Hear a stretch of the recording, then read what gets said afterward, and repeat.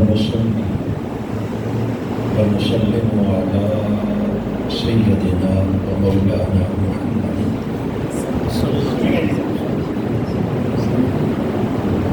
رسول النبي الأمين المكين الحنين الكريم الرؤوف الرحيم. سبحان اللہ. أما بعد فأعوذ بالله من الشيطان الرجيم. بسم الله الرحمن الرحيم. قال الله تعالى في القرآن المجيد: ولا تأكلوا أموالكم بينكم بالباطل وتدلوا بها إلى الحكام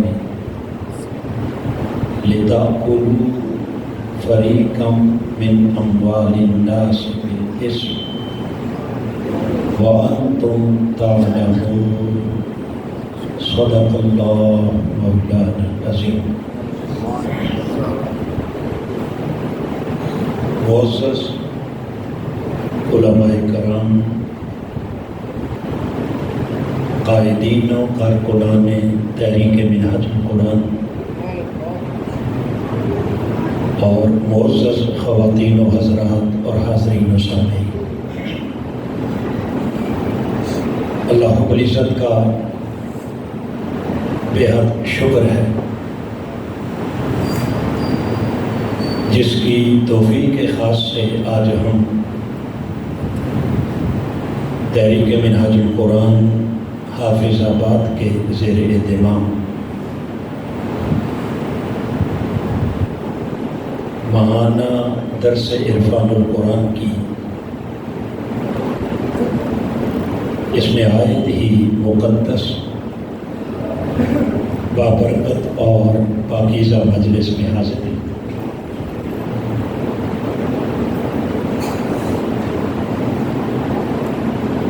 جیسا کہ آپ آباد جانتے ہیں کہ گزشتہ درس عرفان القرآن میں ہم نے رزق کے حالات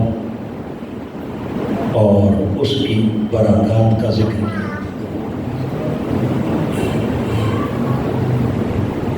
آج کی اس نشست میں جس اہم موضوع پر بات کریں گے وہ ہے رزق حرام اور اس کے نقصانات.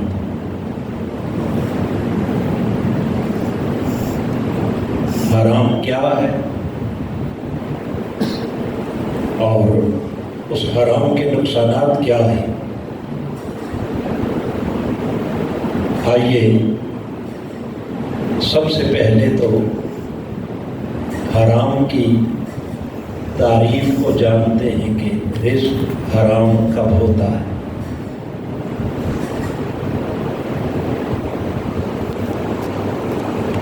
ائمہ مفسرین نے حرام کی تعریف بیان کرتے ہوئے فرمایا: الحرام ما طالب الشارع ترکہ علی وجہ الحتم والالتزام. ہر وہ شے جس سے شارع علیہ السلام یعنی اللہ اور اس کا رسول، اللہ اور اس کا رسول جس شے سے حتمی اور لازمی طور پر منع کر دیں، اس شے کے قریب جانا یہ حرام کہلاتا ہے. جس سے اللہ اور اس کے رسول نے روک دیا اور سختی سے منع فرما دیا، وہ چیزیں کیا ہیں؟ وہ حرام ہیں. اور جن چیزوں کے کرنے کا سختی سے حکم دے دیا وہ چیزیں کیا ہیں؟ وہ فرائض اور واجبات. اس لیے خالق کائنات نے فرمایا: وَمَا آتَاكُمُ الرَّسُولُ فَخُذُوهُ. جو میرا رسول تمہیں عطا کرے وہ لے لو، وما نہا، اور جس سے میرا حبیب تمہیں منع کرے فانتہوا عنہ، اس سے کیا ہو جاؤ، منع ہو جاؤ، اس سے دور ہو جاؤ۔ تو لہٰذا حاضرین محترم، جب منع شدہ اشیاء کیا کہلائیں؟ حرام۔ اب اس اعتبار سے اگر دیکھیں تو قرآن مجید میں اللہ پاک نے 2 قسم کے حرام کا ذکر کیا۔ کتنے؟ ایک حرام لے ذات ہی یا حرام لے نفس ہی، اور دوسرا حرام لے غیر ہی۔ لے ذات ہی کا معنی یہ ہے کہ کچھ چیزیں ایسی ہیں کہ جو فی نفس ہی حرام ہیں۔ کیا ہے؟ یعنی اپنی اصل کے اعتبار سے ہی کیا ہے؟ اللہ نے ان کو حرام ڈکلیئر کر دیا، اور ان کو کسی صورت میں بھی کھانا جائز نہیں۔ اور دوسری کچھ چیزیں ایسی ہیں کہ جو فی نفس ہی تو حرام نہیں، یعنی ان کی اصلیت میں تو حرمت نہیں ہے، وہ جائز ہیں، حلال ہیں، مگر کسی نہ کسی سبب سے اور کسی نہ کسی وجہ سے اگر آپ حرام ذرائع سے ان کو حاصل کرتے ہیں تو وہ حلال ہو کر بھی حرام ہو جاتے ہیں۔ کمانے کا طریقہ اگر حرام ہے تو وہ حلال بھی کیا ہو گیا، وہ جائز بھی کیا ہو گیا، ناجائز ہو گیا۔ اس طرح کچھ اصلاً حرام ہے اور کچھ دیگر اسباب کی وجہ سے حرام ہے۔ اب جو چیزیں اپنی اصل کے اعتبار سے حرام ہیں، وہ چند ایک چیزیں ہیں جن کا ذکر خالق کائنات نے قرآن مجید کی سورہ بقرہ میں آیت نمبر 173 میں، اور پھر انہی چیزوں کا تذکرہ آگے اللہ پاک نے سورہ المائدہ میں بھی، اور ان کی صریح حرمت کو بیان کرتے ہوئے ارشاد فرمایا انما حرم علیکم المیتۃ والدم ولحم الخنزیر وما أهل به لغیر اللہ فمن اضطر غیر باغ ولا عاد فلا اثم علیہ ان اللہ غفور رحیم۔ خالق کائنات نے یہاں صراحتاً کچھ چیزوں کا ذکر کیا جو فی نفس ہی حرام ہیں، اور ایسی حرام ہیں جو کسی حال میں بھی حلال نہیں ہو سکتی۔ ان میں سے پہلی چیز حرم علیکم المیتۃ، نمبر 1 مردار حرام ہے۔ کیا حرام؟ نمبر 2 والدم، خون حرام ہے۔ نمبر 3 ولحم الخنزیر، خنزیر کا گوشت حرام ہے۔ اور نمبر 4 وما أهل به لغیر اللہ، جن جانوروں کو ذبح کرتے وقت اللہ کے سوا کسی اور کا نام لیا جائے وہ بھی حرام ہے۔ ان تمام حرمت والی صورتوں کو بیان کر حاضرین محترم آگے خالق کائنات نے فرمایا فمن اضطر غیر باغ ولا عاد، وہ شخص جو حالت اضطراری میں ہے، اور حالت اضطراری کا مطلب کیا ہے کہ زندگی اور موت کی کشمکش، اور اس کے پاس اپنی جان بچانے کے لیے سوائے ان حرام چیزوں کے جب اور کچھ نہیں، ایسی صورت میں اللہ رب العزت نے ارشاد فرمایا کہ وہ بقدر ضرورت اپنی جان بچانے کے لیے ان حرام چیزوں میں سے بھی اگر کوئی 1 یا 2 لقمے لے لے گا تو فلا اسم علیہ، ہم اس پر کسی قسم کی کوئی باز پرس نہیں کریں گے، مگر اس کے لیے شرط کیا ہے؟ فرمایا غیر باغ ولا عاد، اگر اس کے اندر اللہ رسول کے احکام کے خلاف بغاوت نہیں، ولا اور نہ ہی نافرمانی کا ارادہ،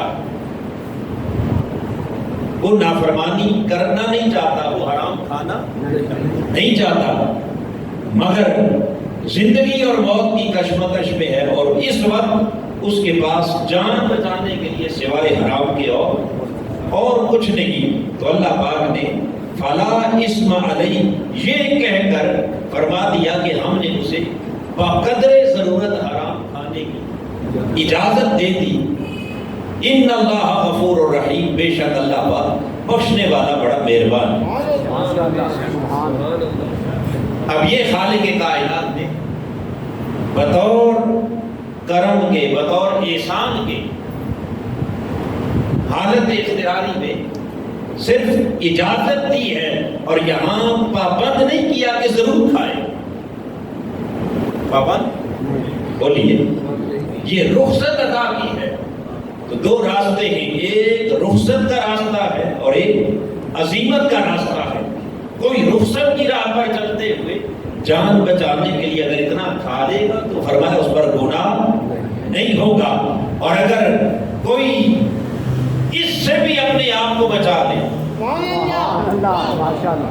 اس سے بھی اپنے آپ کو یعنی حرام کے ایک قطرے کو بھی اپنے منہ کے قریب لے جانا گوارا نہ کرے، جان دے دے مگر حرام کا لقمہ نہ جانے دے، تو خالق کائنات نے فرمایا اس شخص کا تعلق پھر اولو العزم لوگوں میں سے ہے، وہ رخصت کی راہ کا نہیں، وہ عزیمت کی راہ کا مسافر۔ تو چونکہ ہر ایک کا ایمان ایک درجے کا، بولیے، کسی کا ایمان بہت اونچے اور اعلیٰ درجے کا ہوتا ہے اور کسی کا ایمان کمزور درجے کا بھی ہوتا ہے، اس لیے یہاں اللہ پاک نے کیا دے دی؟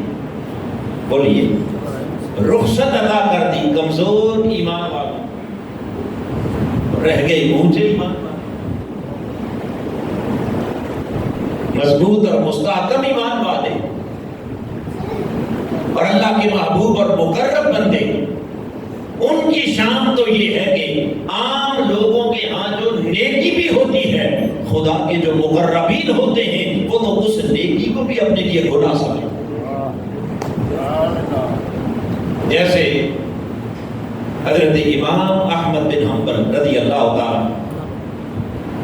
فقہ اسلامی کے عظیم امام اور اتنے پائے کے امام کہ جن کے مقلدین میں حضور سیدنا غوث الاعظم رضی اللہ تعالیٰ عنہ شامل، یعنی فقہی مذہب میں حضور غوث پاک بھی جن کی تقلید کر رہے ہیں، کون ہے؟ امام احمد بن حنبل۔ آپ کی بارگاہ میں ایک روز ایک خاتون آئی اور اس نے آ کر ایک مسئلہ پوچھا، کہنے لگی کہ امام وقت مجھے یہ فرمائیں کہ میں رات کو اپنے گھر کی چھت پر کھڑی ہو کر سود کاٹتی، کیا کرتی؟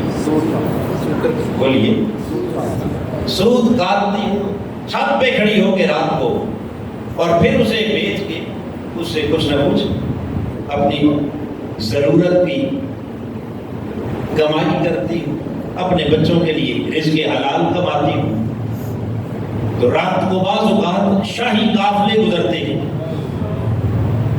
بادشاہوں کے لشکر گزرتے ہیں، اور ان شاہی قافلوں کے ساتھ بڑی بڑی لالٹینیں اور بڑی بڑی روشنیاں ہوتی ہیں، اور ان لالٹینوں کی روشنی میرے گھر کی چھت پر بھی بعض اوقات پڑتی ہے، اور اس روشنی میں بھی میں کام کر رہی ہوتی ہوں۔ تو مجھے یہ بتائیں کہ کیا اس شاہی قافلے کی اس روشنی میں میرا کاتا ہوا سود وہ میرے لیے حلال ہے یا حرام؟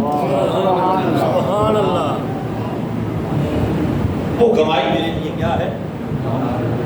بولیے، حلال ہے یا حرام؟ بس یہ مسئلہ جب پوچھا نا تو حضرت امام احمد بن حنبل انگشت بدندہ رہ گئے، حیرت میں گم ہو گئے اور اٹھ کے دیکھا، کہا بی بی مسئلہ تو بعد میں بتاؤں گا، پہلے یہ بتاؤ تم ہو،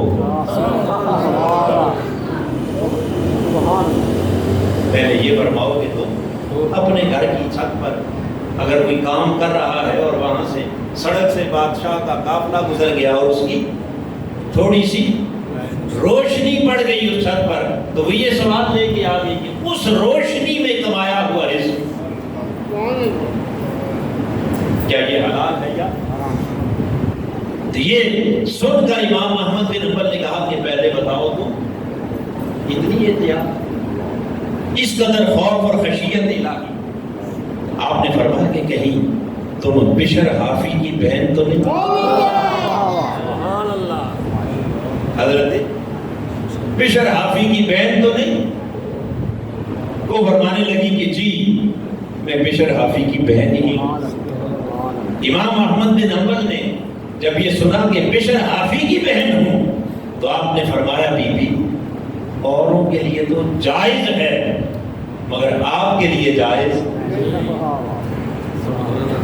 اوروں کے لیے مسئلہ اور ہے اور آپ کے لیے مسئلہ، رخصت والے اور ہوتے ہیں، عزیمت والے، چونکہ کوئی اور ہوتا تو اسے یہ مسئلہ پوچھنے کی ضرورت ہی نہیں تھی، آپ یہ مسئلہ لے کے آئی ہیں۔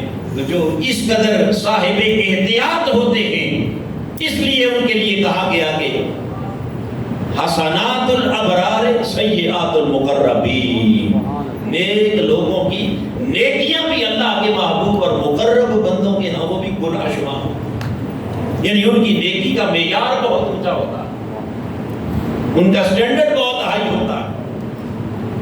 تو یہاں خالق کائنات نے قرآن مجید میں فَمَنِ اضْطُرَّ یہ کہہ کر فرما دیا کہ جو کمزور ایمان والے لوگ ہیں، جو اپنی جان کو تلف ہوتا برداشت نہیں کر سکتے، انہیں اجازت دے دی کہ بچانے کے لیے اگر اتنا سا لقمہ حرام کا بھی لے لیا تو کوئی فرق، کوئی گناہ نہیں ہوگا، اور کوئی حضرت بشر حافی کی طرح اور کوئی حضرت بشر حافی کی بہن کی طرح اس درجے کا صاحب ایمان ہے کہ جو جان تو دے دیتا ہے مگر حرام تو دور کی بات ہے، جس میں تھوڑا سا شک بھی آ گیا،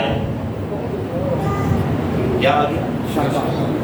وہ جو مسئلہ پوچھنے آئی تھی وہ حرام نہیں تھا مگر معمولی سا کیا شبہ بھی آ گیا، تو اس شبے کو بھی جنہوں نے ترک کر دیا، میرے آقا نے فرمایا دع ما یریبک الی ما لا یریبک، جو شے شک میں ڈال دے اسے بھی چھوڑ دے اور اس چیز کو اختیار کر جس پر تجھے کامل یقین،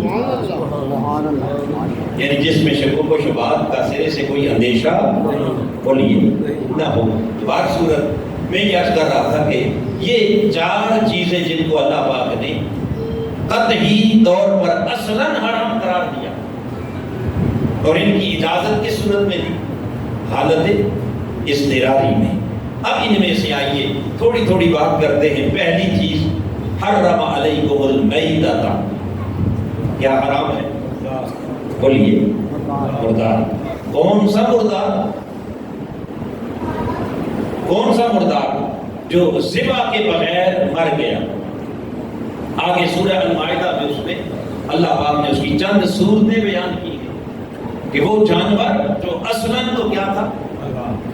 حلال تھا مگر ذبح نہیں کیا گیا تو بغیر ذبح کے کیا ہو گیا؟ مردار ہو گیا۔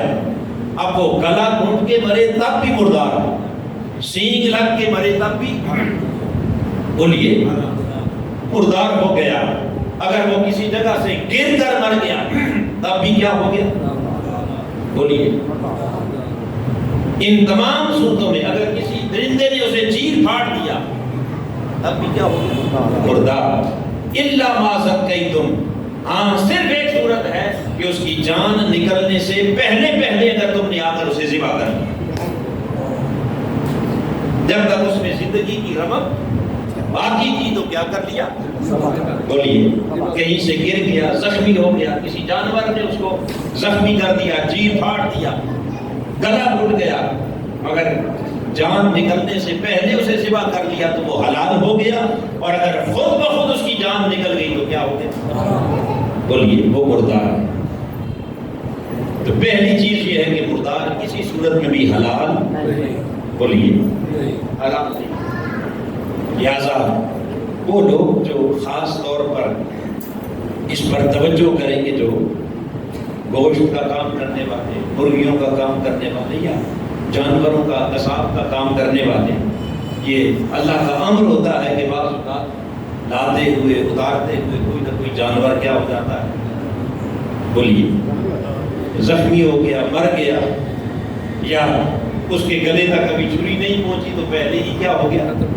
خاص طور پر یہ جو فارمی مرغیاں ہوتی ہیں یہ تو ویسے ہی پہلے ہی مری ہوئی ہوتی ہیں، آخری سانس میں ہوتی ہیں. اب کاروباری کی بزنس مین کی نگاہ کس پر ہوتی ہے؟ اپنے نفع اور نقصان کو تول رہا ہے کہ اتنی مرغیاں اگر بیچ میں سے نکل گئی تو آج کا سارا دن کا نفع تو میرا بولیے چلا گیا. تو حاضرین محترم، لہٰذا اس نفع اور نقصان کو سامنے رکھتے ہوئے بعض اوقات پھر وہ کیا کرتے ہیں، یعنی جن کو اللہ نے پختہ ایمان دیا ہوا ہے وہ تو اس کا تصور بھی نہیں کر سکتے، مگر یہ بھی تو ایمان کی کمزوری ہے کہ چلے کوئی بات نہیں، اگر مر بھی گئی تو ٹھیک ہے، چھری چلا دیتے ہیں، ذبح کر لیتے ہیں، اس کا گوشت بنا کے کیا کر دیا، سیل کر دیا، بیچ دیا. تو حاضرین محترم، چونکہ وہ مردار کھانا بھی حرام تھا اور مردار کھلانا بھی کیا ہے بولیے.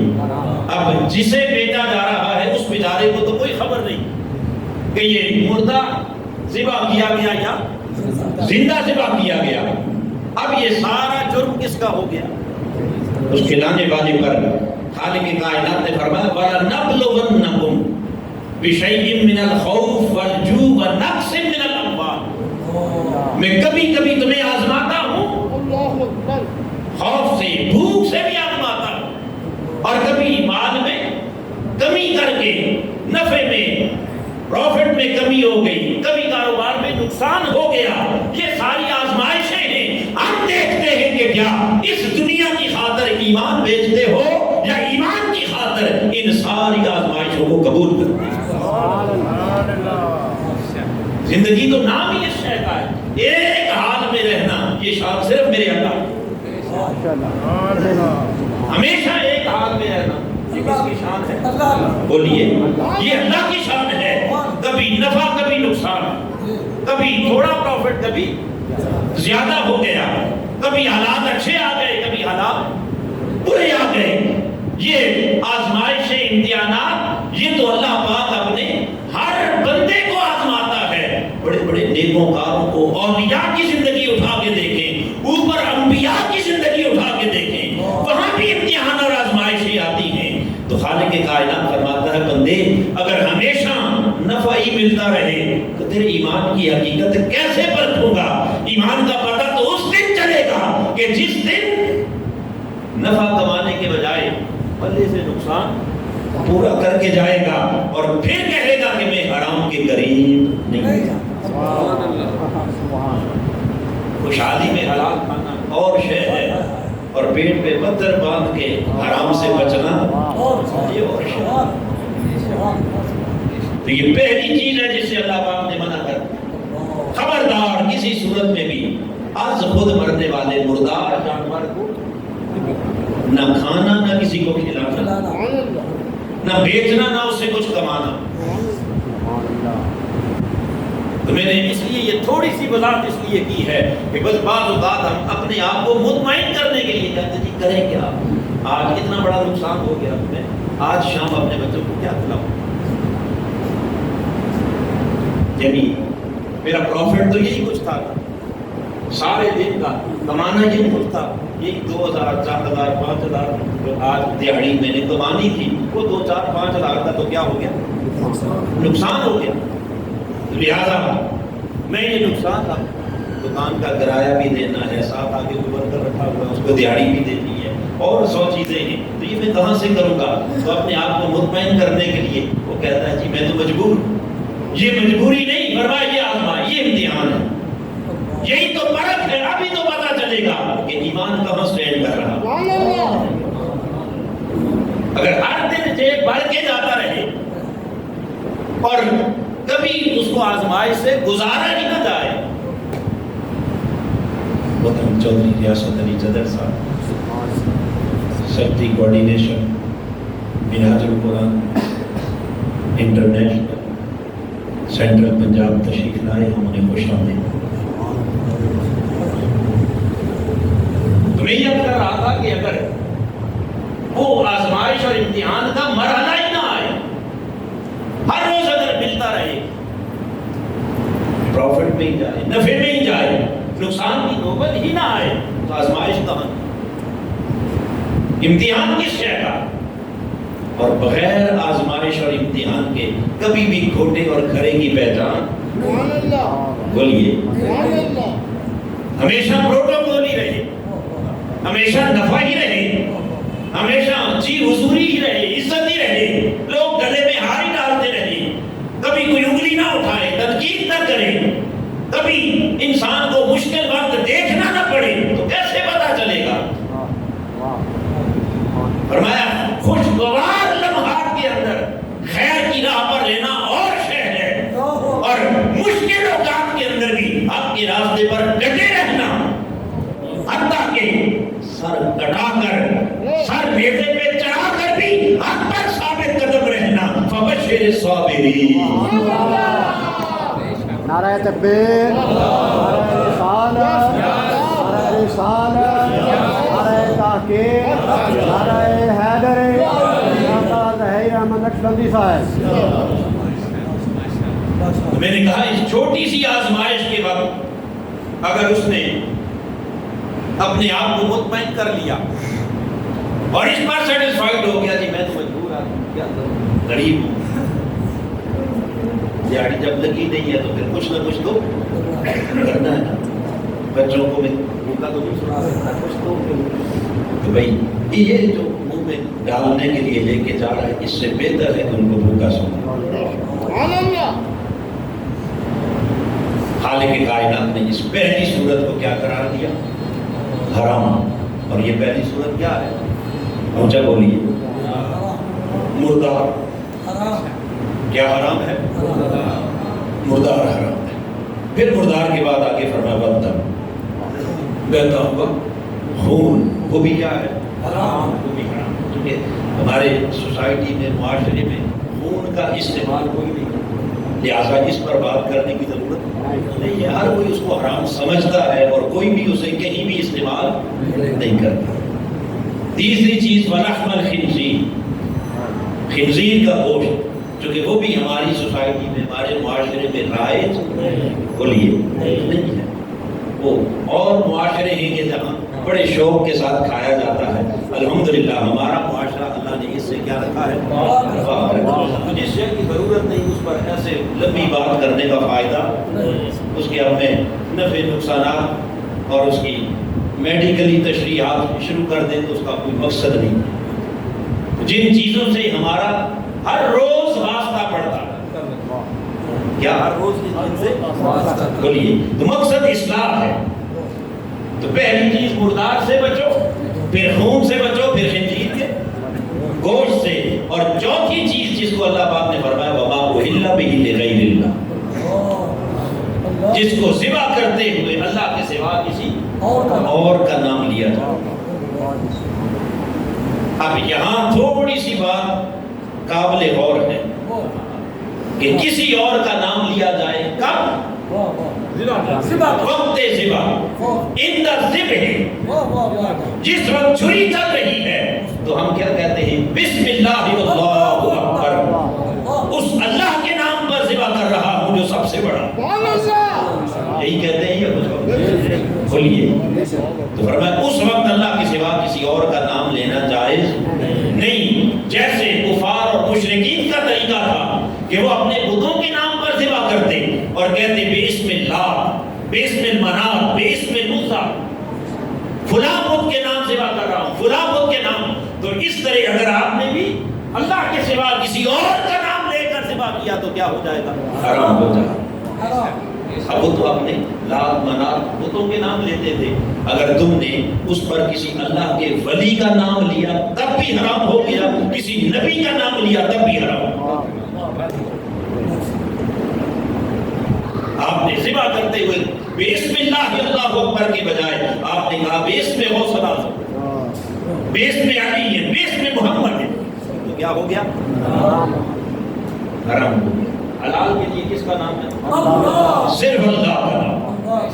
کس کا نام؟ اللہ۔ اب یہ بات قابل توجہ ہے کہ یہ شرط کس وقت ہے؟ جس وقت ذبح کر رہے ہیں۔ اب ذبح سے پہلے یا ذبح کے بعد؟ ذبح سے پہلے یا ذبح کے بعد؟ آگے پیچھے جس کا نام بھی لے لے اس سے اس کی حرمت میں کوئی فرق وہ حلال حلال ہی رہے گا۔ حلال کیا رہے گا؟ بولیے حلال ہی رہے گا۔ شرط یہ ہے کہ جس وقت چھری چل رہی ہے اس وقت نام کس کا لینا؟ لیکن چھری چلانے سے پہلے جب آپ خرید کے لائے ہیں منڈی سے، بازار سے خرید کے لائے ہیں، بکرا لائے ہیں، گائے لائے ہیں، بیل لائے ہیں، اب ابھی ذبح کا وقت نہیں آیا، پہلے اگر آپ نے کسی اور کی طرف اس کو منسوب کر دیا، نسبت کر دی، مثال کے طور پر جانور لائے ہیں، کسی نے پوچھا کس لیے لائے ہیں، کہا جی یہ بیٹے کے ولیمے کے لیے لایا، نہیں کہتے ہیں، یہ اپنے بیٹے کے عقیقے کے لیے لایا، یہ فلاں کی شادی کے لیے لایا، فلاں کی دعوت کے لیے لایا، ایسا کہتے ہیں یا نہیں؟ بولیے اب یہ فلاں کی دعوت کا جانور ہے، فلاں کے عقیقے کا جانور ہے، فلاں کے ولیمے کا یہ بکرا ہے، فلاں کے ولیمے کا یہ بیل ہے، بیڑا ہے، کہہ دیتے ہیں یا نہیں؟ اب مجھے بتائیے کیا اس سے حرام ہو گیا؟ مجھے بولیے حرام کب ہوگا؟ جب ذبح کے وقت چھری چلاتے ہوئے اللہ کے سوا کسی اور کا نام لے کر کہا جائے فلاں کے نام سے ذبح،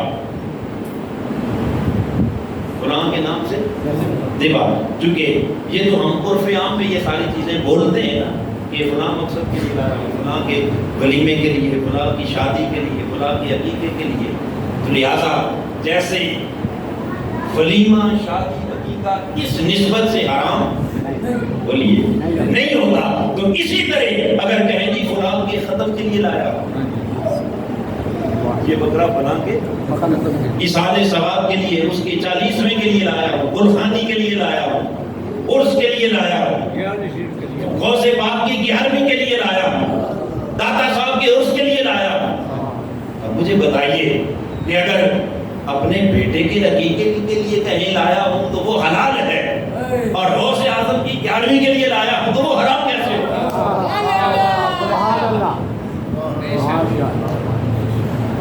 اگر غوث پاک کی 11ویں کے لیے لانے کی وجہ سے حرام ہوتا ہے تو پھر تو عقیقے اور ولیمے کے لیے لانے سے بھی کیا حرام ہونا چاہیے۔ پھر تو آپ ہر وقت کہیں کہ پوچھے یہ کہاں کس لیے لائے ہیں، کہ جی اللہ کے لیے لایا، کس کے لیے لائے؟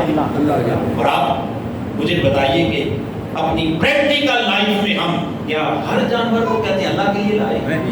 بولیے نہ اللہ کے لیے ہر جانور لاتے ہیں، ہاں اللہ کے لیے صرف 2 جانوروں پر آپ نام لیتے ہیں، جب قربانی کے لیے لاتے ہیں تو کہتے ہیں جی اللہ کے لیے قربانی کے لیے لاتے، اس کو قربانی کا جانور کہتے ہیں، ایسے ہی ہے۔ ابھی آگے سیزن آ رہا ہے، آپ خریدیں گے تو بغیر پوچھے بھی ہر کوئی کسی کو پتا ہوتا ہے کہ آج کل کس کے جانور خریدے جا رہے ہیں، یا قربانی کے علاوہ ویسے اگر آپ صدقے کے لیے لاتے ہیں تو کوئی کسی نے پوچھا تو آپ کہتے ہیں جی اللہ کی راہ میں صدقے کے لیے لاتے، اس کے علاوہ باقی جس مقصد کے لیے لاتے ہیں آپ اس مقصد کو بیان کرتے ہیں کہ یہ عقیقے کا ہے، یہ ولیمے کا ہے، یہ شادی کا ہے، یہ فلاں کی دعوت کا ہے،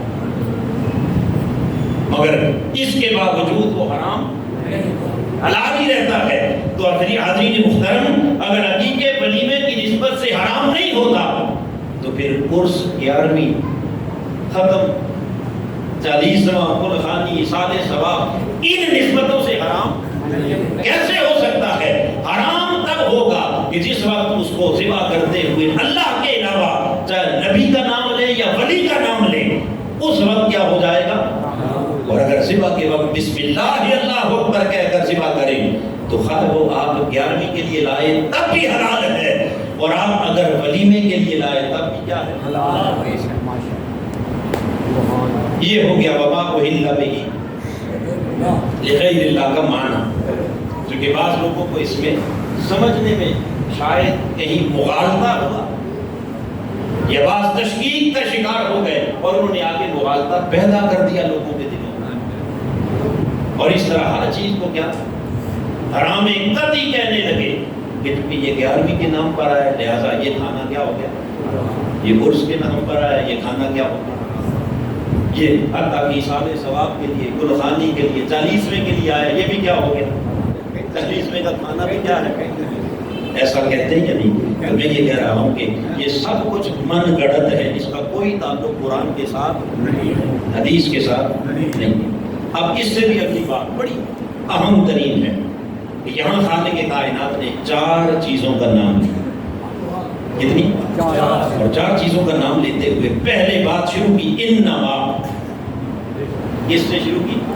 اور انما یہ عربی گرامر کی روح سے یہ کلمہ حصر ہے، کیا ہے؟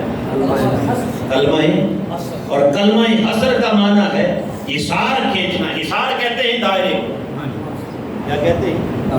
حصار کسے کہتے ہیں؟ تو کلمہ حصر کے ذریعے اللہ نے دائرہ کھینچ دیا، کہا یہ 4 چیزیں، اور جب اس پر انما آ گیا تو انما کا معنی یہ ہو گیا کہ صرف یہی 4 حرام ہیں، کیا حرام صرف فقط یہ 4 چیزیں، اس کے علاوہ کسی شے کو کوئی حرام نہیں کہہ سکتا، اس کے علاوہ کسی شے کو حرام نہیں کہہ سکتا، حرام صرف یہی ہے، یہی صرف حرام ہے۔ کیوں؟ اب یہ بات بڑی قابل غور ہے، اس لیے کہ شریعت کا اصول یہ ہے کہ ہمیشہ حرام چیزوں کا نام لیا جاتا ہے، حلال چیزوں کا نام نہیں لیا جاتا۔ کیا حلال چیزوں کا نام نہیں لیا جاتا؟ بولیے، لسٹ صرف حرام کی دی جاتی ہے، حلال کی بولیے نہیں دی جاتی۔ کیوں؟ اگر حلال کی لسٹ دے دیں تو پھر امت کے لیے مشکلات پیدا ہو جائیں گی۔ اللہ پاک ان 4 کے بجائے 8-10 چیزیں یہ کہہ دیتا تمہارے لیے دال حلال ہے، روٹی حلال ہے، جو حلال ہے، گندم حلال ہے، فلاں حلال ہے، تو وہ 8-10 چیزوں کے علاوہ باقی ہر شے کیا ہو جاتی ہے؟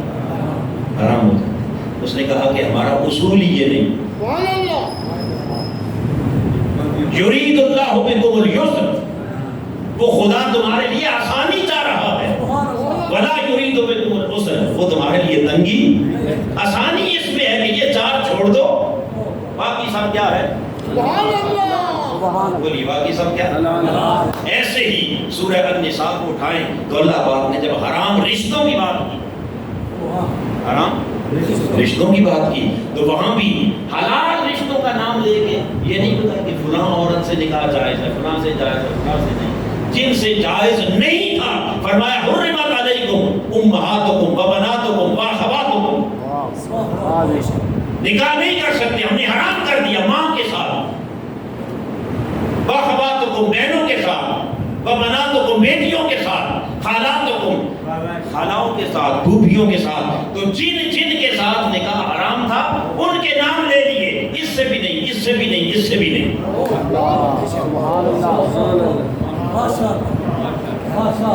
اور جن سے کرنا تھا ان میں سے کسی کا نام بولیے دیا۔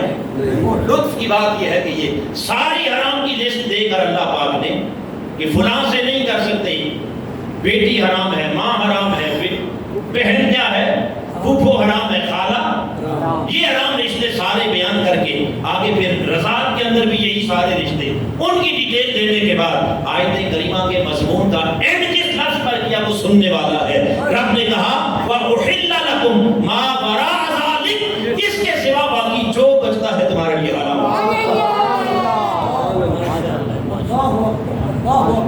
بس یہ ان کو چھوڑ دو، ان کے باقی علاوہ باقی سب کیا ہے؟ وَأُحِلَّ لَكُمْ، وہ تب سب تمہارے لیے حلال کر دی گئی ہے۔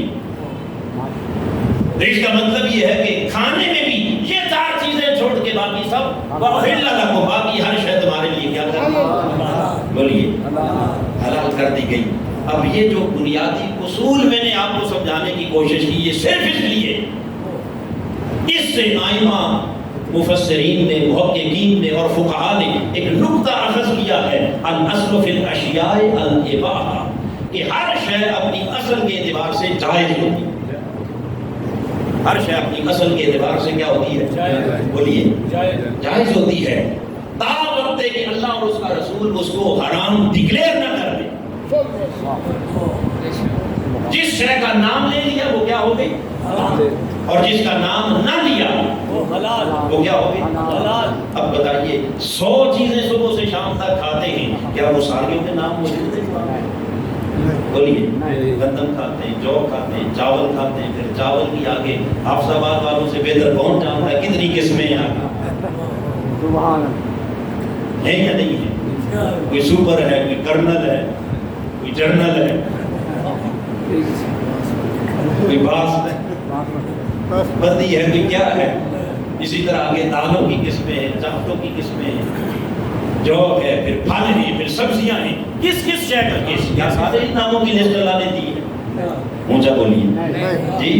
اس نے 4 چیزوں کا کہا، مردار نہ کھانا، بہتا ہوا خون نہ استعمال کرنا، خنزیر نہ کھانا، اور اللہ کے غیر کے نام پر سوا کیا ہونے جانے والا جانور نہ کھانا. اب یہ ساری بات میں نے اس لیے کی کہ وہ لوگ جو ہر چیز کے جواز کی دلیل مانگتے ہیں، کیا کرتے ہیں؟ ہر چیز کے آپ یہ کر رہے ہیں، یہ کہاں لکھا ہوا؟ پوچھتے ہیں نہیں. اچھا ہمیں بتائیں جی، یہ جنازے کے بعد دعا کہاں لکھی ہے؟ یہ گلخانی کہاں لکھی ہے؟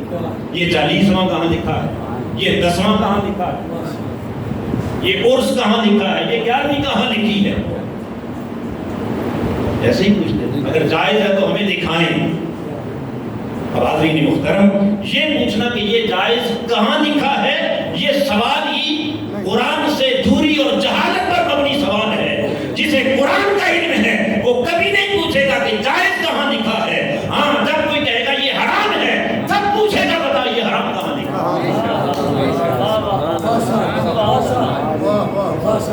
جائز تو اللہ نے لکھا ہی کہیں نہیں، اس نے تو صرف حرام لکھا ہے. تم جو کہتے ہو کیا بھی حرام، اور اس کا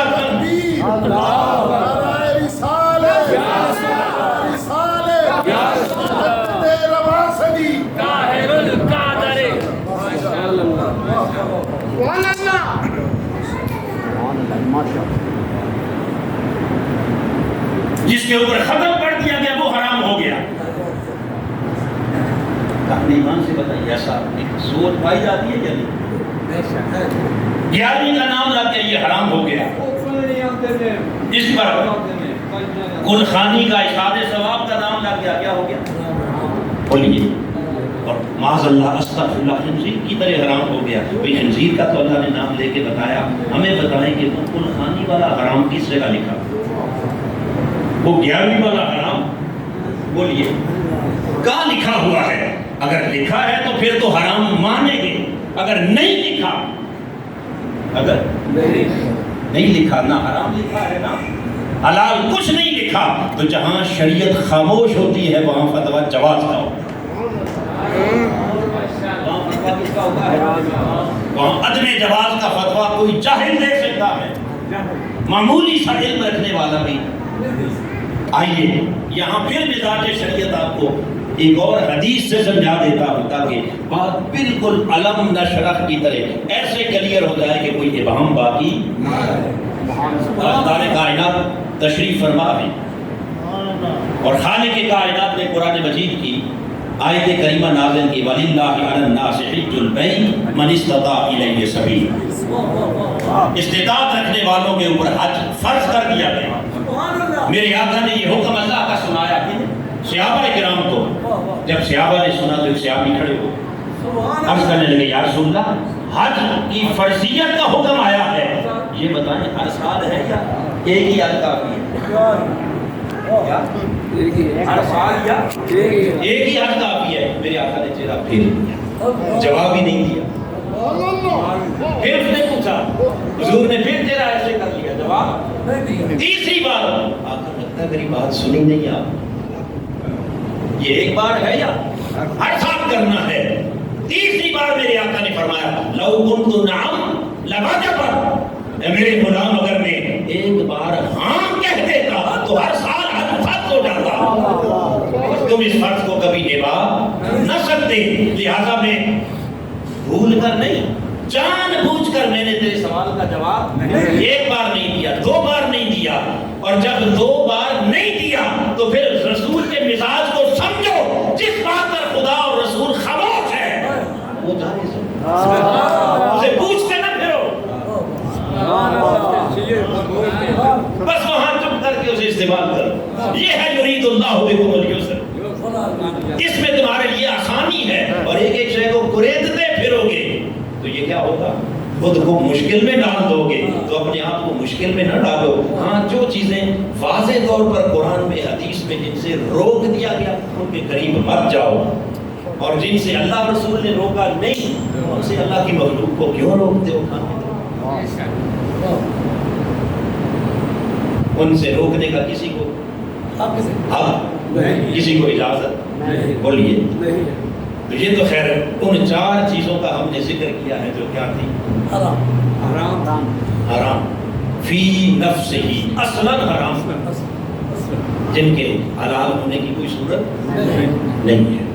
اب آ جائیے ہم اس سے آگے چلتے ہیں، تو دوسرے درجے میں وہ حرام ہے کہ جو اصلاً حرام تو نہیں ہے، چیزیں ساری حلال ہیں مگر ذرائع حرام کے ہیں، کمانے کا طریقہ حرام کا، کھانے کا طریقہ کیا ہے بولیے؟ ناجائز طریقہ، خلاف شریعت طریقہ، اس کو خالق کائنات نے لفظ باطل سے تعبیر کیا۔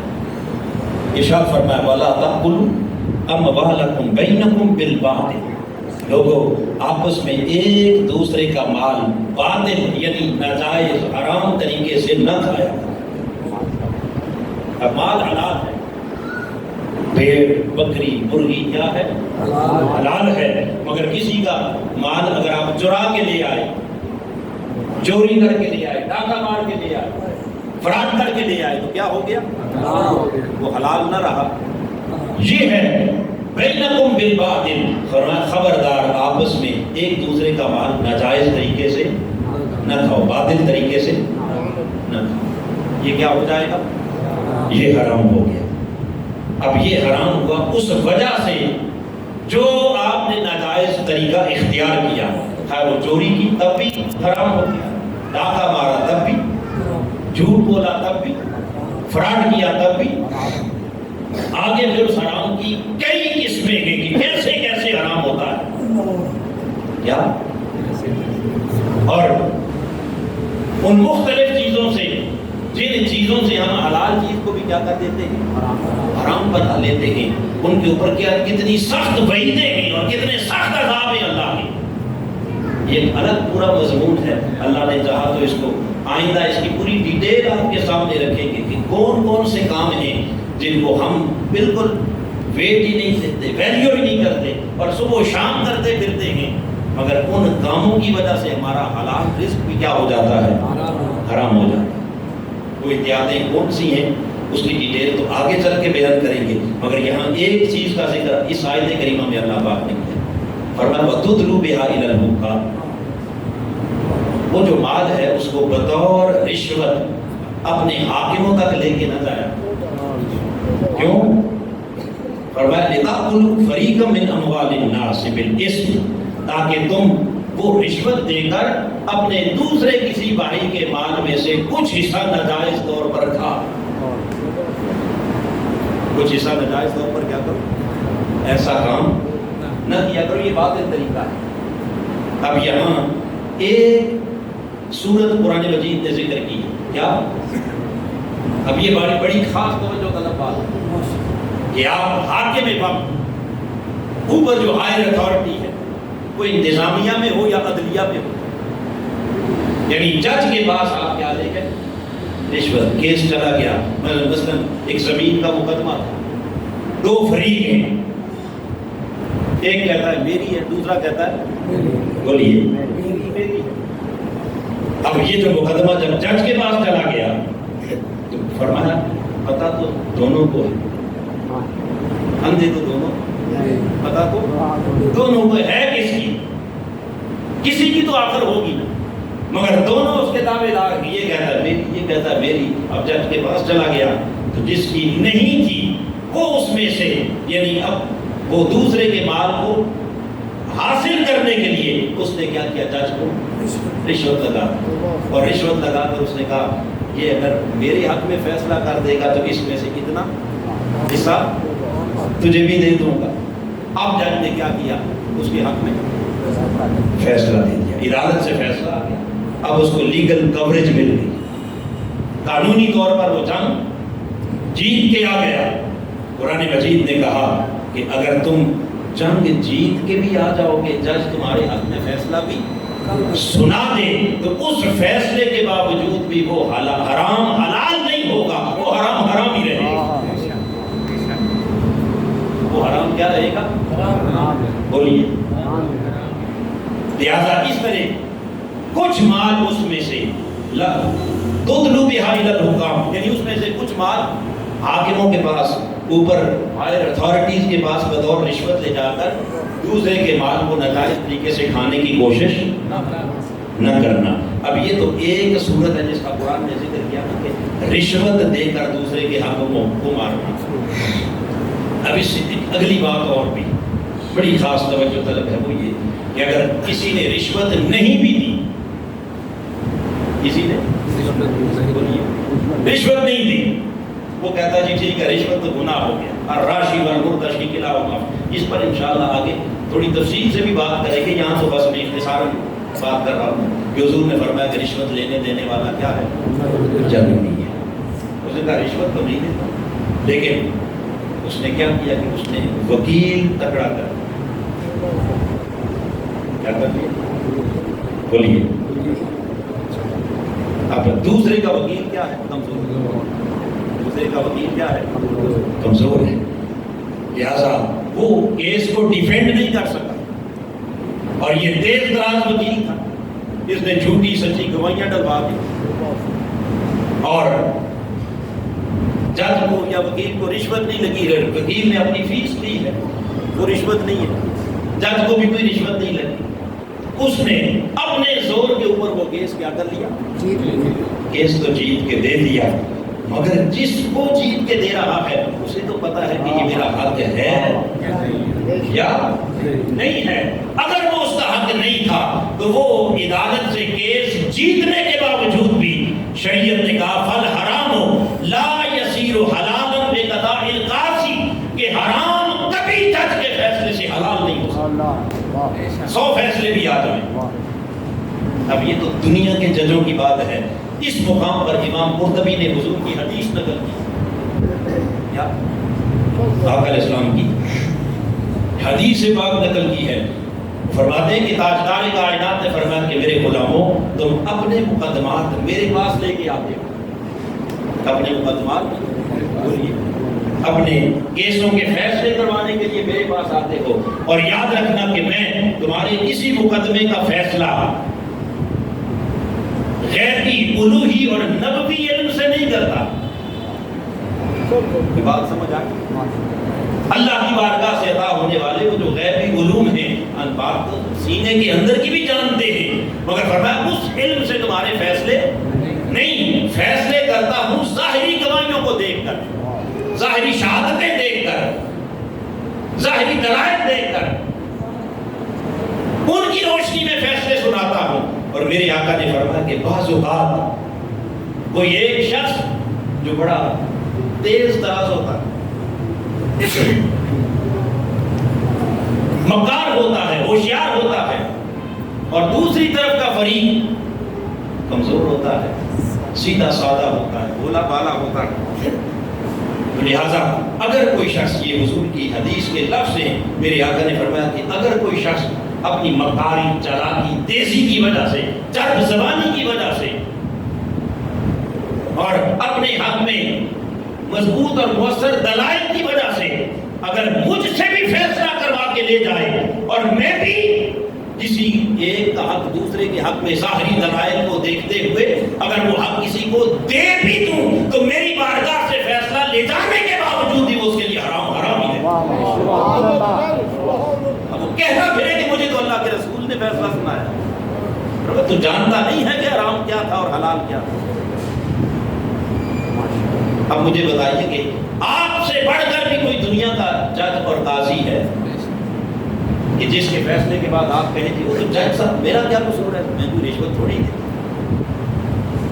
کیس تو وکیل نے ایسا ہی ہوتا ہے, کیس تو کس نے لڑنا تھا, وکیل صاحب.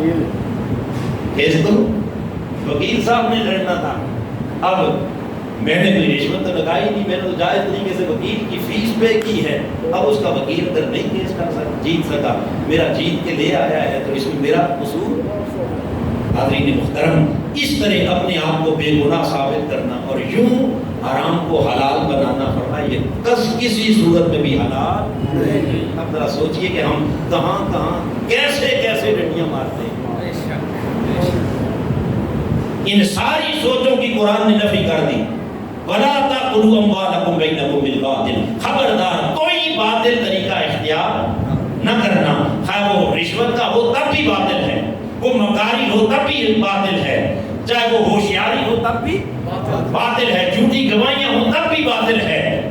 اور ذرا زوردار طریقے سے بعض لوگ ذرا اونچی آواز والے ہوتے ہیں, جہاں فیصلہ ہو رہا ہوتا ہے چار بندوں کے درمیان بیٹھ کے, چلے جج نہیں ہے پنچایت بیٹھی ہے اور ایک تھوڑا سا چرب زبان ہے, تیز زبان ہے, یہ بد زبان ہے, وہ تھوڑا اونچا بولا, گالی گلوچ پہ آیا, تھوڑا سختی پہ آیا, باقیوں نے کہا چھوڑے کیا منہ لگانا ہے, جو کہتا ہے کرنے. ایسا بھی ہوتا ہے یا نہیں ہوتا؟ بولیے. فرمایا جس طریقے سے بھی تم کسی کا حق مارنے کی کوشش کرو گے وہ کیا ہے, وہ تمہارے لیے حرام حرام.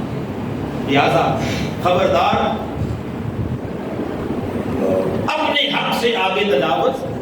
ہر کسی کو پتا ہوتا ہے کہ یہ میرا حق ہے یا بولیے ہے تو ٹھیک ہے, اور اگر نہیں تو جب ہر شخص اپنے حق پر اکتفا کر جائے گا اور دوسرے کے حق کو مارنے کی کوشش نہیں کرے گا, تو مجھے اپنے ایمان سے بتائیے ہر کوئی اگر اپنے حق پر اکتفا کر لے تو یہ کتنے بے جا مقدمے کیس صبح و شام جو عدالتوں میں جا رہے ہیں, تاریخیں لگی.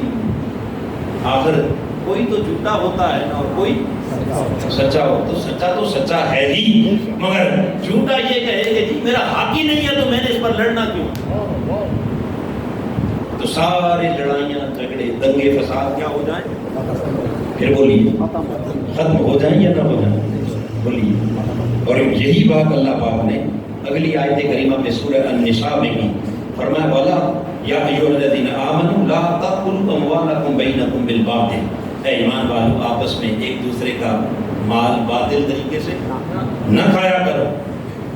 الا ان تکون تجارتا عن تراض, سوائے اس کے کہ اگر وہ تمہاری باہمی رضامندی سے کوئی تجارت ہے, لین دین ہے, تو تجارت میں ایک شخص دوسرے سے نفع کما رہا ہوتا ہے اور جس سے کما رہا ہو تو اسے بھی پتا ہوتا ہے کہ یہ نفع کمانے کے لیے بیٹھا ہے, اور جو کما رہا ہوتا ہے اسے بھی پتا ہے کہ میں نے اس کے مال سے ہی تو نفع کمانا ہے. تو وہ جو باہمی رضامندی کی تجارت ہے اس کو اللہ پاک نے فرمایا احل اللہ البیع, اس بیع و شراء کو اللہ نے تمہارے لیے حلال کیا کیا ہے, حلال کیا ہے. لیکن باطل طریقے سے کیا کیا ہے, وہ حرام کیا ہے, جس میں جھوٹ ہے, فراڈ ہے, دھوکہ دہی ہے, جھوٹی گواہیاں ہیں, اور اسی طرح رشوت دے کر اپنے حق پہ فیصلہ لینا ہے, یا چرب زبانی سے دوسرے کو دبا لینا ہے, اس کو بات نہیں کرنے دینا. جی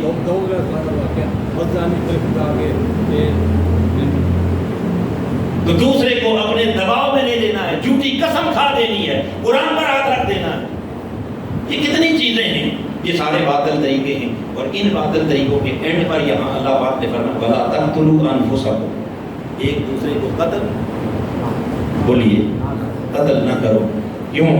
یہاں قتل کو اللہ پاک نے باطل مال کھانے کے ساتھ جوڑ کے ذکر کیا. فرمایا اس لیے کہ اگر باطل مال کھانے سے باز نہ آئے اور دوسرے کا حق مارنے کی کوشش کی تو اس سے کیا ہوگا کہ دونوں فریقوں کے درمیان بغاوت ہوگی, دونوں کے درمیان نفرت ہوگی, دشمنی ہوگی, عداوت ہوگی. بڑے عدالت فیصلہ دے دے مگر جس کا حق گیا ہے کیا وہ اپنے دل سے اس کو نکال دے؟ بولیے. آپ کورٹ سے فیصلہ لے آئیں, مگر دوسرے کی زمین پر قبضہ کر کے بیٹھ جائیں. وقتی عدالت کے فیصلے کے آگے تو وہ کچھ نہیں بولا، لیکن اس کے دل سے کیا وہ بات چلی گئی؟ وہ دشمنی ختم ہو گئی، اس نے معاف کر دیا دل سے. وہ تو سب کچھ وہیں کا وہیں رہا، وہ اندر کیا لاوا پکتا رہا. ایک وقت آتا ہے کہ وہ دشمنی کو لاوا پھٹتا ہے اور قرآن کہتا ہے کہ وہ تمہیں قتل و غارت کری تک لے جاتا، مرنے مرانے تک بات آ جاتی ہے. تو فرمایا اگر اپنے ماحول کو خوشگوار بنانا چاہتے ہو تو اپنے رزق کو حلال، حرام سے کیا بس. جب یہ حرام کی تباہ کاریاں، یہ حرام کے نقصانات ہیں کہ وہ معاشرے کے امن اور سکون کو تہ و بالا کر دیتا ہے. یہ حرام کی تباہ کاریاں ہیں کہ وہ آپ کو چین سے بیٹھنے، بولیے سکون سے رہنے کسی صورت میں نہیں دیتا. اس سے دشمنیاں بنتی ہیں اور آہستہ آہستہ وہ سلسلہ کہاں تک چلا جاتا ہے؟ قتل و غارت کریں. لہٰذا حاضرین محترم، یہ ایک دوسرے کا ناجائز طریقے سے مار کھانا اور ایک دوسرے کو کیا کرنا؟ قتل کرنا، جان لینا. اب دوسرا اس آیت کریمہ کے اندر معنی یہ بھی ہے کہ جس طرح کسی کی جان لینا حرام ہے، اسی طرح کسی دوسرے کا مال کھانا بھی حرام ہے. یہاں ایک اور اینگل سے بات ہو رہی ہے کہ جب ہم کسی کے قتل کی بات آتی ہے تو ہم اس وقت تو مانتے ہیں کہ بھائی قتل بڑا گناہ ہے. قتل کیا ہے؟ بڑا گناہ ہے. مگر جب کسی کا مال کھانے کی بات آتی ہے تو ہم کہتے ہیں میری ہوشیاری ایسے ہے یا نہیں جی. قتل کو گناہ سمجھتے ہو اور مال کھانے کو اپنی ہوشیاری، تیزی ترازی سمجھتے ہو، مکاری سمجھتے ہو. تو فرمایا جیسا قتل گناہ ہے ویسا دوسرے کا مال کھانا بھی کیا ہے؟ ایک درجے کے دونوں گناہ. کس درجے کے؟ بولیے ایک ہی درجے کے دونوں گناہ ہیں. اس لیے آقا علیہ الصلوۃ والسلام نے حجۃ الوداع کے موقع پر جب آخری خطبہ کیا، ویسے تو ابھی یہ مضمون ہم نے شروع کیا ہے، باتیں بہت سی تھی، مگر چونکہ وقت ہمارا پورا ہو چکا ہے تو میں آقا علیہ السلام کی حدیث پر بات کو آج ختم کرنا چاہ رہا ہوں. اللہ نے چاہا تو اس کا باقی حصہ کے وہ حرام کے ذرائع کیا کیا، باقی نقصانات کیا کیا ہیں، اور وہ چیزیں کیا کیا ہیں کہ جن سے حلال چیزیں کیا ہو جاتی ہیں؟ حرام ہو جاتی ہیں. کچھ ڈیٹیل اس کی انشاءاللہ ہم بیان کریں گے. مگر اس وقت جس حدیث پر بات ختم کر رہا ہوں آقا علیہ السلام کا تاریخ ساز خطبہ ہے، خطبہ حجۃ الوداع. جب آقا علیہ السلام 10 ہجری میں 7 لاکھ صحابہ کے اجتماع سے خطاب کر رہے ہیں اور میرے آقا ایک نیا نظام دنیا کو عطا کر رہے تھے. پہلا جملہ میرے آقا نے فرمایا کہ آج کے دن کل امر من الجاہلیت تحت قدمی، آج کے دن دور جاہلیت کے تمام ظالمانہ اور فرسودہ نظاموں کو اپنے قدموں کے نیچے روندنے کا اعلان. کیا ظالمانہ نظاموں کو اپنے قدموں کے نیچے تحت قدمی روندنے کا اعلان کر رہا اور دنیا کو نیا نظام دینے لگا. اور وہ نیا نظام کیا تھا؟ میرے آقا نے انسانیت سے خطاب کیا. فرمایا ایھا الناس، اے لوگوں غور سے سنو، ان دماءکم واموالکم واعراضکم حرام علیکم کحرمت یومکم ھذا فی بلدکم ھذا وفی شہرکم ھذا. آج کے بعد تم میں سے ہر شخص کی جان اور ہر شخص کا مال اور ہر شخص کی عزت و آبرو اتنی ہی مقدس ہوگی جتنا یہ آج حج کا دن مقدس ہے، جتنا یہ حج کا مہینہ مقدس ہے، اور جتنا یہ مکہ مکرمہ سرزمین حرم مقدس ہے، اتنا ہی مقدس ہر شخص کا مال بھی ہے، جان بھی ہے اور عزت. تینوں کو حضور نے ایک سٹیٹس دیا. کیا دیا؟ ایک مقام دیا. 3 چیزوں کو، جان، مال اور عزت. فرمایا جس طرح کسی کا گلا کاٹنا حرام ہے اس طرح اس کا مال لوٹنا بھی. جس طرح گلا کاٹنا حرام ہے اس طرح اس کی عزت کو اچھالنا بھی حرام ہے. اب ہم گولی مارنے کو تو حرام سمجھے، گناہ سمجھے، اور ایک دوسرے کی عزتیں صبح و شام اچھالتے تمسخر اڑاتے ہیں. اور خاص طور پر آج کل چونکہ سوشل میڈیا کا دور ہے، کس کس کی بھی پگڑی نہیں اچھالنی، کیا کیا خرافات اب ایک دوسرے کے خلاف نہیں کرتے، اور کیسے کیسے دوسرے کو بے عزت کرنے کی اور اس کی عزت اچھالنے کی کوشش کرتے ہیں۔ حاضرین محترم، یہ سب ایک درجے کے حرام ہیں۔ جیسے کسی کو گولی مارنا، قتل کرنا حرام ہے، اسی طرح اس کی عزت کا لحاظ نہ رکھنا یہ بھی کیا ہے؟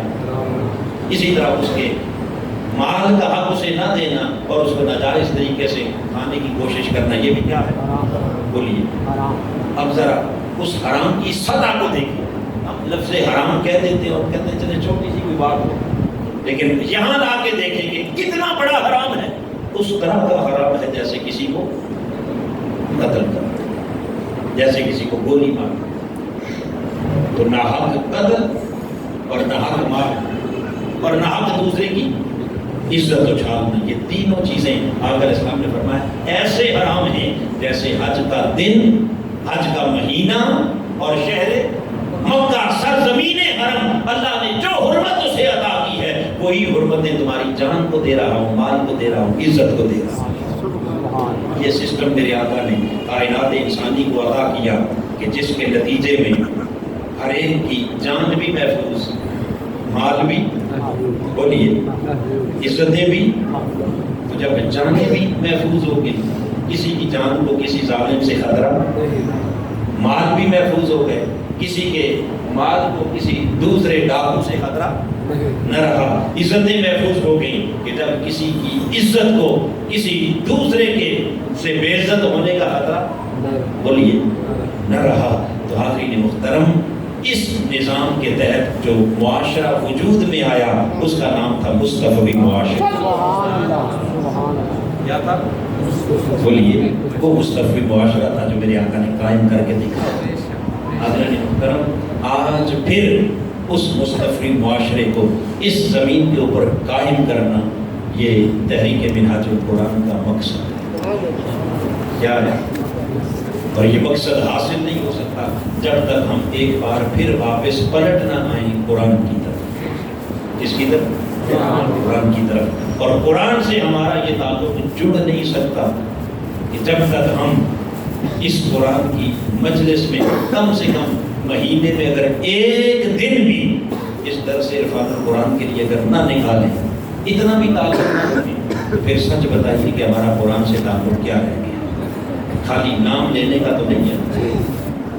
تو یہ تو منیمم کم سے کم ہے کہ چلیں اور کچھ نہیں تو مہینے کے بعد قرآن مجید کی ایک نشست میں 1 گھنٹے کے لیے آ کر کچھ نہ کچھ اپنا تعلق قرآن سے جوڑ لیں، تاکہ کچھ نہ کچھ قرآنی فکر لے کے جائیں، کچھ احساس لے کے جائیں، اور پھر جن کو اللہ پاک آگے توفیق عطا کرے تو وہ جا کر قرآن مجید کا مطالعہ کریں، اس میں غور کریں، فکر کریں، اس سے تعلیم حاصل کریں، اس سے اپنی تربیت کا سامان کریں۔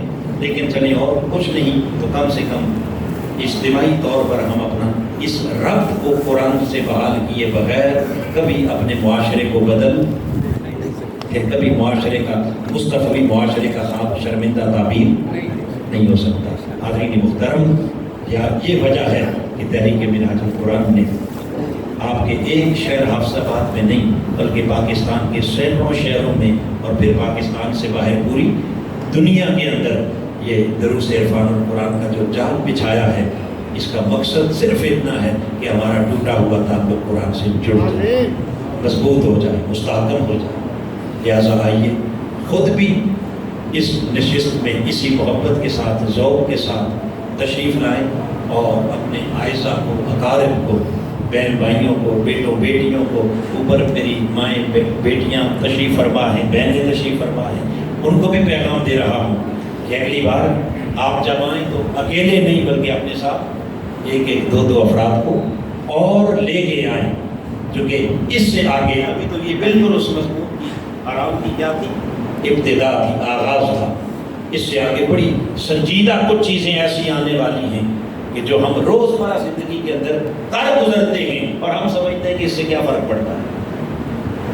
آپ کو قرآن مجید کی روشنی میں بتائیں اور حدیث پاک کی روشنی میں بتائیں کہ اس سے کتنا فرق پڑتا ہے، ہم کہاں سے کہاں چلے جاتے ہیں اور اس کے نتیجے میں اپنا سب کچھ برباد کر بیٹھتے ہیں۔ اپنی نمازیں بھی، اپنی دعائیں بھی، اپنے صدقے بھی، خیرات بھی، زکوٰۃ بھی، حج بھی، ہر شے کیا برباد کر بیٹھتے ہیں۔ کس کی وجہ سے؟ حرام کھانے کی وجہ سے۔ اور وہ کون کون سی چیزیں ہیں کہ جن کو ہم بالعموم حرام تصور بھی خیال بھی نہیں کرتے، مگر وہ حرام ہمارے اندر کسی نہ کسی طرح سے چلا جاتا ہے۔ اللہ پاک ہمیں اپنی حفظ و امان میں رکھے۔ تو میں نے کہا کہ اس کی وضاحت انشاءاللہ آئندہ درس عرفان القرآن میں ہم کریں گے۔ آپ محبت اور ذوق کے ساتھ اسی طرح تشریف لائیں۔ اللہ پاک آپ کا آنا ایک ایک قدم اپنی بارگاہ میں قبول فرمائے۔ آج الحمدللہ پچھلی بار تھوڑا تاخیر ہوئی تھی آج وقت پر، تو میں چاہوں گا کہ اگلی بار اس سے بھی تھوڑا اور جلدی ہو جائے، کیونکہ آگے گرمیوں کا موسم ہے، راتیں چھوٹی ہو رہی ہیں۔ جتنا وقت آپ اپنا خود بچا سکتے ہیں اور کوشش کریں کہ اس سے بھی کوئی 10 منٹ پہلے اگر آ سکیں تاکہ بر وقت شروع ہو اور بر وقت ہمارا درس مکمل ہو۔ اللہ پاک توفیق عمل عطا فرمائے۔ آمین و ما علینا